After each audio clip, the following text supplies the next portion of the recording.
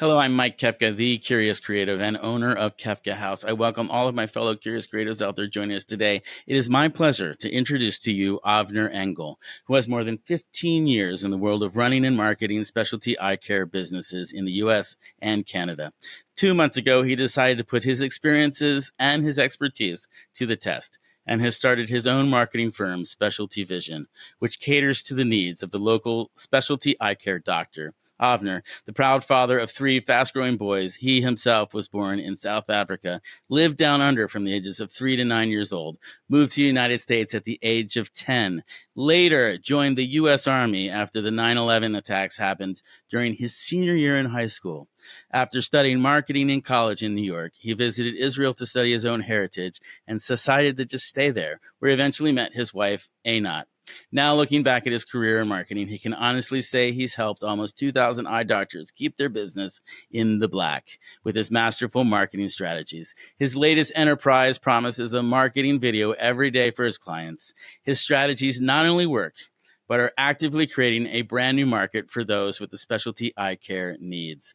Coming to us from his home base in Israel, we are so lucky to have Avner Engel with us today. Avner, how's it going? Thanks, Mike. I'm doing great, and thank you so much for having me on Curious Creative. You're listening to The Curious Creative with your host and video expert, Mike Kepka. Pleasure is all mine, sir. So tell me about this new business and how you're creating a brand new market for people using video daily. Okay, yeah. So basically, the business was started because of like a passion or a mission, and the mission was after a lot of years working with optometry practices that specialize in all these kinds of things, we saw that there was a need to reach a market that didn't know about it, and that kind of fomented into how do we how do we create a marketing product that isn't like all the other ones where they're capturing existing demand, people looking for an eye exam. You have a website, you get some Google ads, and you're good. How do we go out there and educate the public in their communities, educate the referral sources in their communities about the services that people don't know about? And that really excited me because there's so much good that can be done. I could really scale up the services that these doctors do that are transformative, life-changing, and really make a bigger difference in their community. So what we did was we started and said, all right, well, if we could do everything we could do to try to create a program to actually accomplish that, what would it be? And then that's how we created our company. And Tell me about working with these doctors or the eye care professionals in particular. Like, they're coming from a different place. They don't know anything about marketing or strategy or video. How do you start working with them? Because they are good at something, right? And how do you sort of take charge of that and make them their own marketing tool? yeah, so one of the things that I think is really great is that they answer patients' questions all day long. And so if you frame it as all I'm asking you to do is to take what you talk to your patients on a one-on-one basis and scale that out and put it out there for everyone in your community, for every referral source, that already kind of helps them understand and frame that. Say, everybody's interested in understanding all these things, or some of these things apply to everybody in your community, and it's just you're not going to be able to talk one-on-one with everybody, so that's definitely a huge part of it. And then I think a lot of that is also about they all understand referrals. They understand that referrals are the lifeblood of a specialty practice, but they don't have the time to go out there and meet one-on-one with each one of these people. But they know that it requires building trust and a relationship with them. So when you talk to them about how video can really help them build that trust and relationship without having to meet with 1,000 people in their community that might refer to them, they can understand that and as well. So when you put them in front of the camera, which is remote, by the way, right? Because Yep. you do this all from your home base Right. in Israel. And how do you get to? They've never made a commercial or a video. I mean, what do they do? You just tell them, I just need to hear something interesting, or how does that work? Yeah, so it helps a lot that I understand tons about specialty eye care, so I can guide the conversations around things that I know patients are asking. I know that they're answering every day, but I'm going to kind of frame it as I'm going to ask you questions. We're going to have a conversation, and that conversation is going to be just like patients asking you. And I'm going to ask you questions, and I'm going to interrupt, and so we're going to have this back and forth, and then in post-production we'll cut that into multiple videos, and depending on each client, some will need more handholding, some will have a better kind of delivery, and some will need a little bit of feedback to kind of give them, maybe we need to shorten that down, or you got to think about how to, what is the end patient looking for in this video, what's the information, but there isn't, because optometrists, especially eye doctors, are so used to answering questions all day, it isn't so far out of their reach. They don't really need tons of coaching on how to answer questions in a concise manner because they're busy. They can't spend 2 hours answering questions. So they're used to answering questions in a way that's valuable to the patient, but also not super long. Now, in that case, does that sort of broaden your audience? Because these are, I think we talked the other day, and you talked about sort of reaching out to people that maybe didn't know that they had this specific problem or something to look out for, and so by educating them, is that sort of the game there? Yeah, so there's kind of two targets here. So one is referral sources, and those referral sources can be a local pediatrician, an occupational therapist, physical therapist, a school teacher. They can send in multiple patients. So if you educate one pediatrician, that pediatrician can send patients every single month.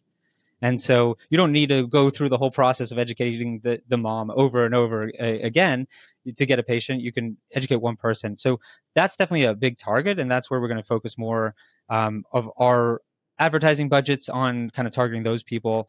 And then, but in general, you're also building a brand in the community. You're being seen. You're a local doctor.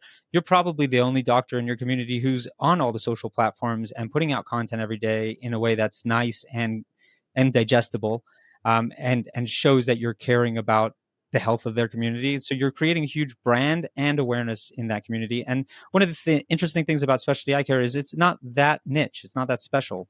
Something like 20 to 40% of people are going to have dry eye, and something like, average city would have around 20,000 people with low vision, and 1 in 5 children have a developmental delay that affects their ability to read at grade level.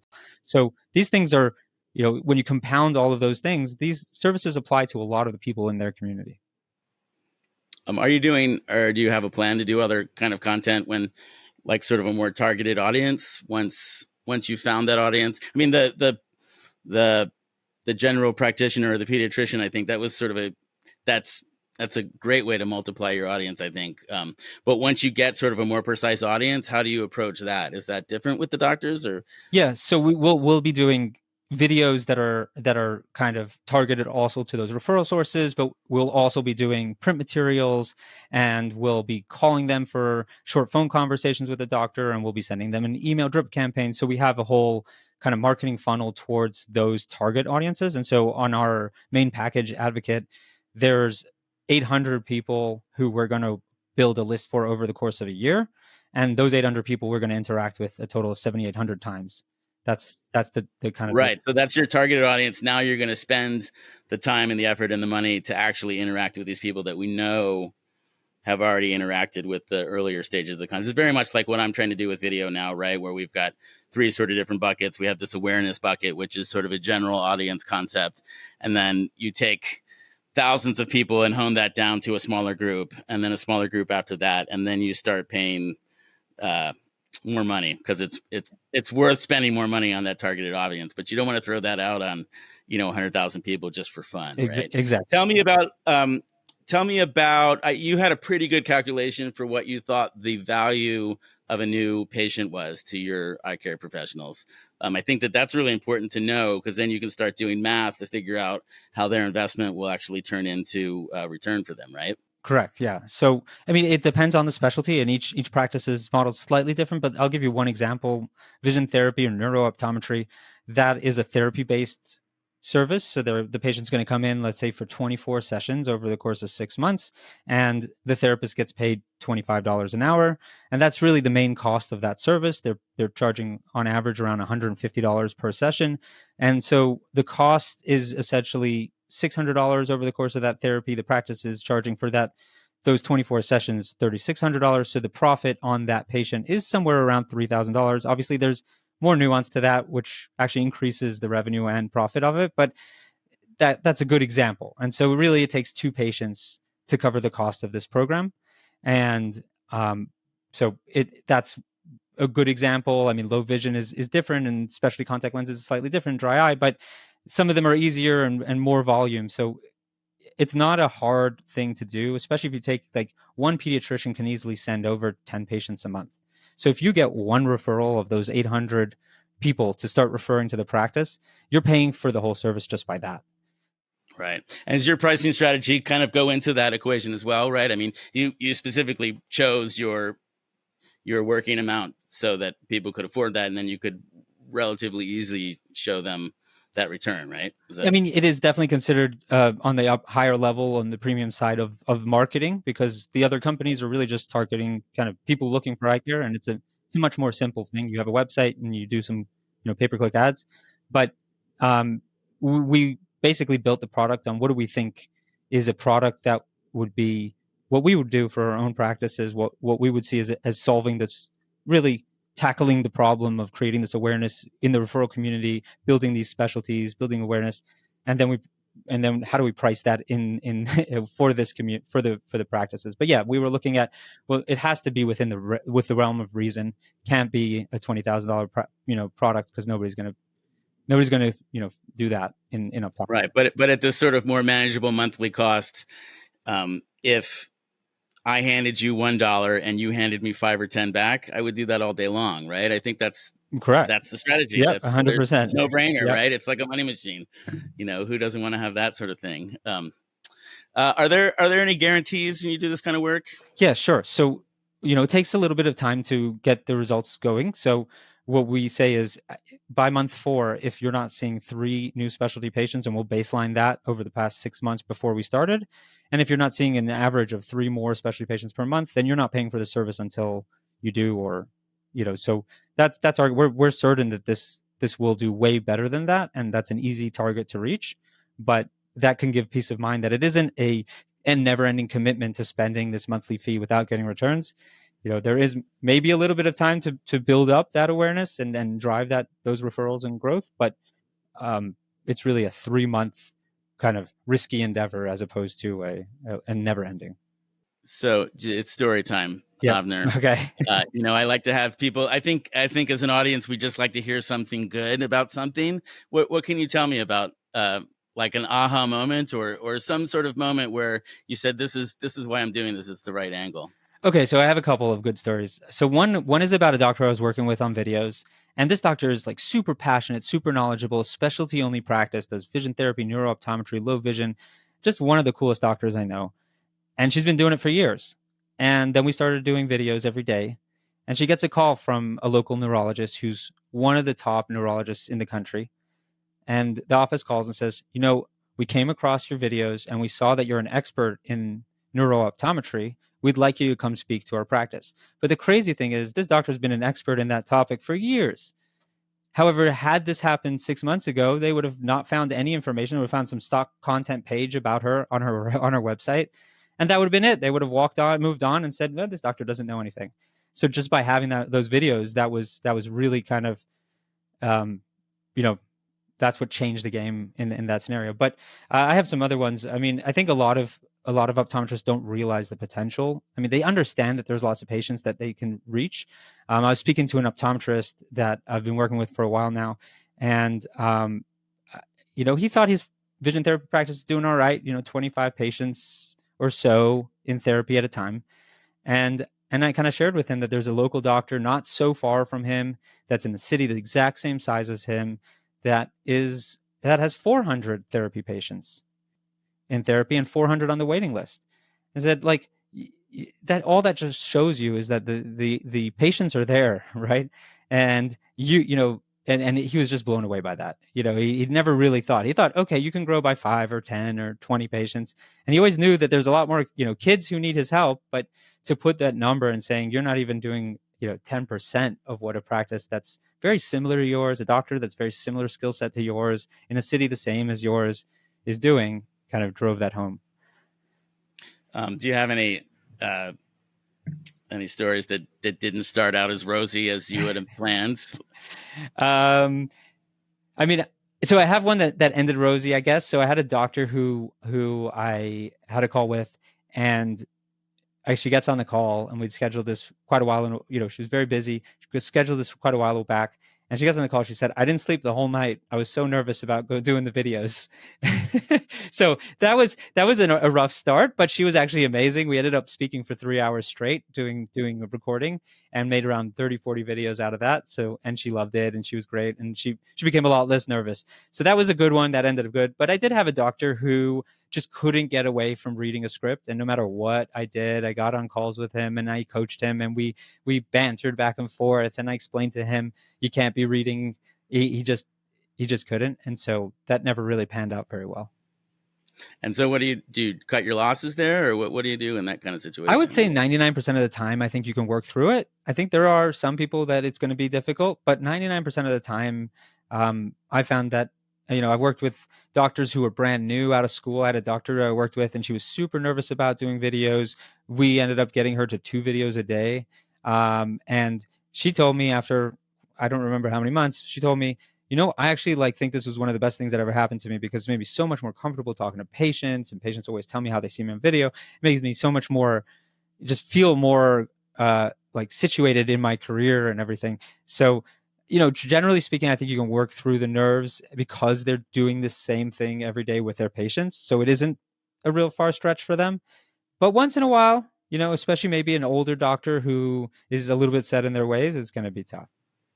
Now tell me about the video process in general. I mean, we're living in this era where pretty much everyone has a video camera in their hand at any one time, and you're not shooting this on a red. You're shooting this remotely, right? How does that not matter anymore? I guess is what I'm getting at. I mean, like video has become sort of a vehicle for something, and it less matters what you're executing it on, and maybe more about your approach and the value in its end results, right? So I always use this phrase with doctors when I tell them, but you could correct me because you probably know more. But I always say your phone is probably better than a professional videographer's camera 10 years ago. So if you have a decent, newer phone, your phone's amazing, and that's on the video side. I always recommend them to get a microphone, but a $50 microphone and a nice little kind of stand is going to do the trick. And then what I do is I have a conversation with them on Zoom, so that way they feel like they're not sitting in front of a camera talking to a camera, because that's always going to be tough. You want to get them away from the nerves of, like, I'm in front of a camera, and just, it's a conversation. But I'll have them set up a tripod, a $20 Amazon tripod behind the camera, and behind the the computer's webcam, and then they'll record locally on their phone with a microphone. So they'll have a USB-C microphone that gives great crisp, clear audio. They're using their camera, which is shooting in 4K or whatever it is, really high quality. And then before we start, there'll be some general coaching of kind of where are we shooting, and what should you wear, and just set up. But after that, it's really easy in terms of, and yeah, you're right. It's 100%. It doesn't really matter. The equipment's not is not the factor anymore. The factor is just, can you be out there? Can you, your face, your knowledge, you as a doctor locally communicating with your patients, they're seeing you, they're getting to know you, you're the brand, they're getting to trust you. And that is accomplished through video, and especially with short video, which is just, that's the favorite way people consume content today.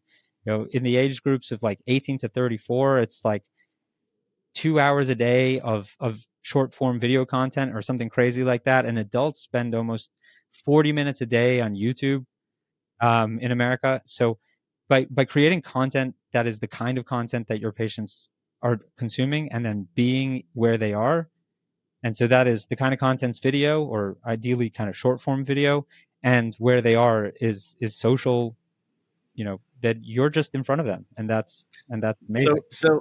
So I think what we're talking about then is like creating value for video that has nothing to do with the equipment. I mean, it's clear that the messaging you're creating with these doctors is showing results, and it has nothing to do with the person who's offering something cheaper or better because it's their camera or I mean, I think it's really smart. I think it's the way to go. It's why my company is pivoting to this sort of direction, because you can't compete with somebody who's going to do something cheaper, better, faster.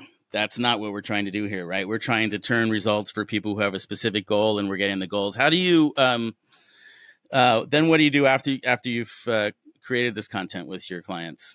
Yeah. So I mean, just to go back to the last thing you said for one more second, which is, I think that if you overproduce it almost takes away some of that trust. They're a doctor. They're not supposed to have high production value videos that are coming out, right?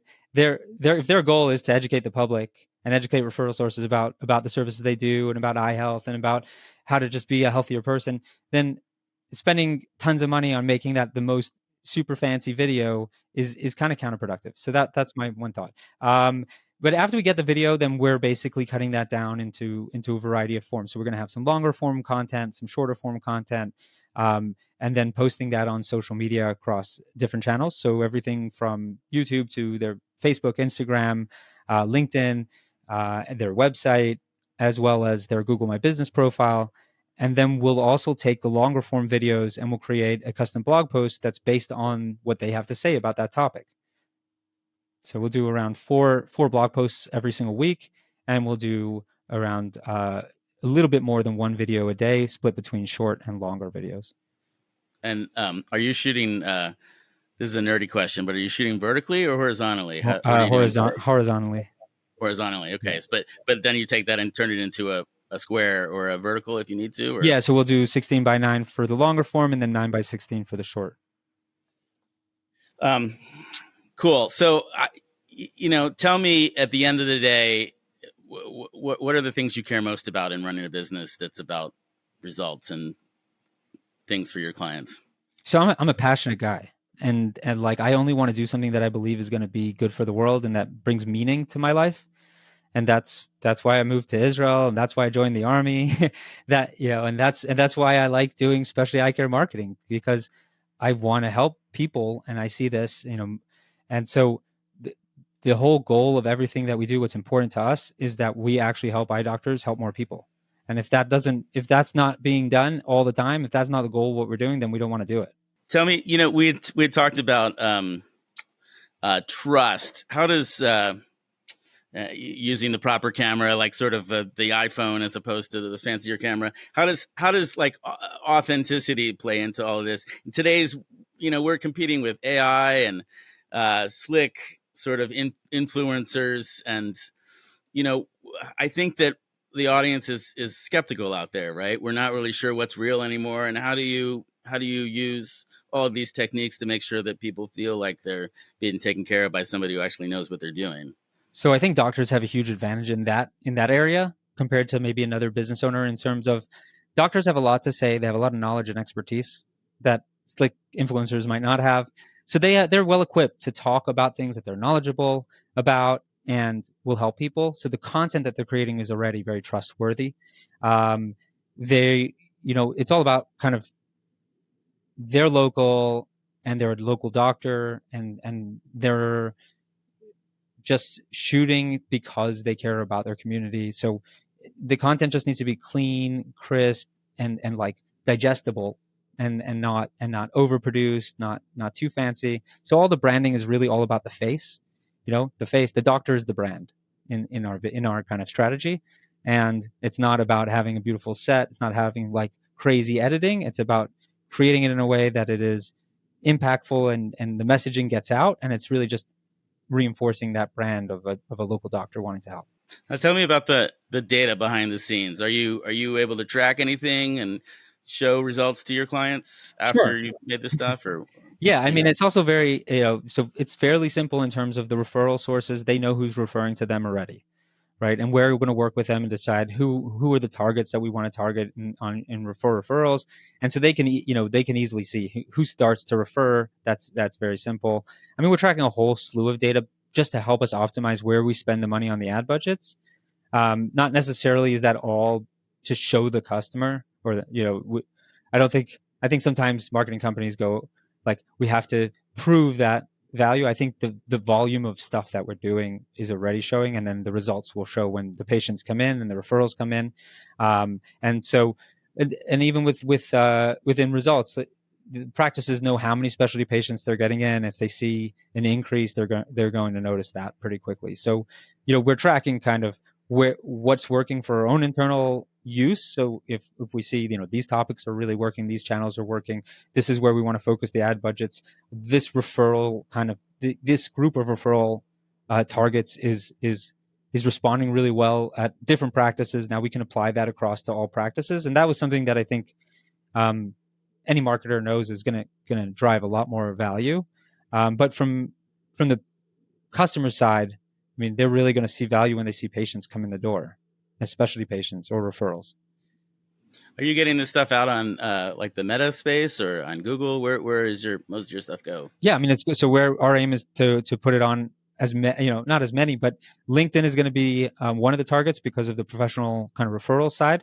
All the Meta, Instagram, Facebook, Google My Business, just because that's still valuable.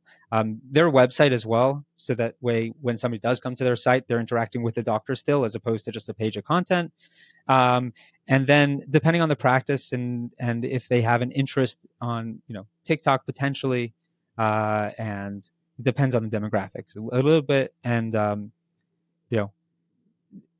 less so on Twitter, not so relevant for local, or not as relevant.